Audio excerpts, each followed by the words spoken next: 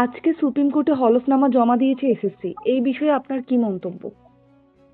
না দেখুন, হলফনামা কি জমা দিয়েছে সেটা এসএসসি বলতে পারবে, কিন্তু আমার খুব পরিষ্কার কথা, এই নিয়োগে দুর্নীতি হয়েছে এবং সেটা পর্বত প্রমাণ দুর্নীতি হয়েছে।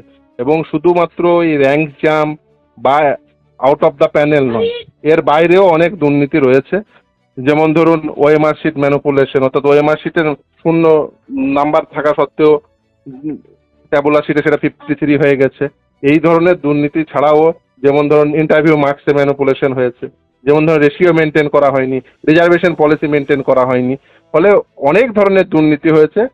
এসএসসি তারা যে দুর্নীতির কথা, যেটুকু দুর্নীতির কথা বলছে সেটা যথেষ্ট নয়, এর বাইরেও আরো অনেক দুর্নীতি রয়েছে এবং সেই পুরোটি আনাত করতে হবে এবং এই পুরোটির সাপেক্ষেই যারা যারা অযোগ্য চাকরি প্রাপক রয়েছে তাদের প্রত্যেককে বাতিল করতে হবে এবং সেই স্থলে যোগ্য চাকরি প্রার্থী, প্রতিটি যোগ্য চাকরি প্রার্থীকে চাকরি দিতে হবে এবং তাদের চাকরির সমস্ত রকম সুযোগ সুবিধা সেই সময় থেকে, অর্থাৎ যে সময়ে তারা অ্যাপয়েন্টমেন্ট পেতে পারতো সেই সময় থেকে সমস্ত রকম চাকরিগত সুযোগ সুবিধা তাদের দিতে হবে।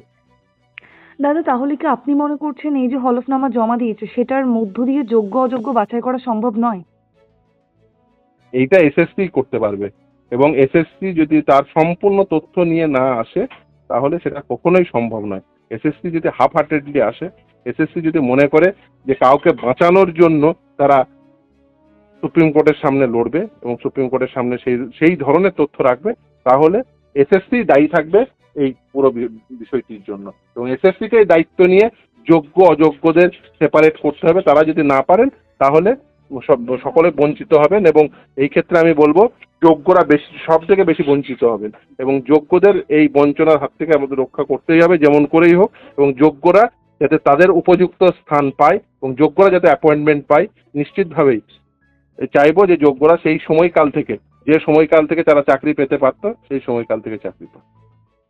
আজকেও তথ্যসূত্রে জানা গিয়েছে র্যাঙ্ক জাম্প থেকে শুরু করে অনেক ঘুরপথে মানে অবৈধ নিয়োগ হয়েছে, আর সংখ্যাটা অনেকটাই বেশি। হ্যাঁ, শুধুমাত্র র্যাঙ্ক জাম তো ইস্যু নয়, এখানে র্যাঙ্ক জাম, নন লিস্টেড ক্যান্ডিডেট, ওএমআর শিটে প্রাপ্ত মার্ক 0 থেকে বাড়িয়ে 53 করা, বা রিজার্ভেশন পলিসি মেনটেন না করা, মেল ফিমেল যে লিস্ট সেটা মেনটেন না হওয়া এবং রেশিও মেনটেন না হওয়া, ইন্টারভিউয়ের মার্কসের ম্যানিপুলেশন, আরও অনেক ধরনের দুর্নীতি রয়েছে। সেই সমস্ত দুর্নীতিগুলোকেই আনা করতে হবে এবং সেই সমস্ত দুর্নীতিগুলো যদি এসএসসি নিজে এসে তারা যদি বলেন সেটাই সব থেকে ভালো হবে এবং তারা যদি না করেন তাহলে নিশ্চিতভাবেই ফল ভোগ করতে হবে।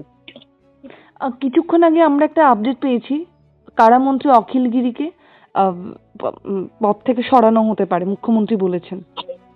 শুধু সরানোটাই যথেষ্ট বলে আমি মনে করি না। আমি মনে করি যেভাবে সরকারি আধিকারিককে যে অসভ্য ভাষায় কথা বলেছেন, বিশেষ করে একজন মহিলা আধিকারিককে, এবং সরকারি আধিকারিককে যেভাবে কাজে বাধা প্রদান করেছে, তাকে ইমিডিয়েট গ্রেপ্তার করা উচিত বলে আমি মনে করি।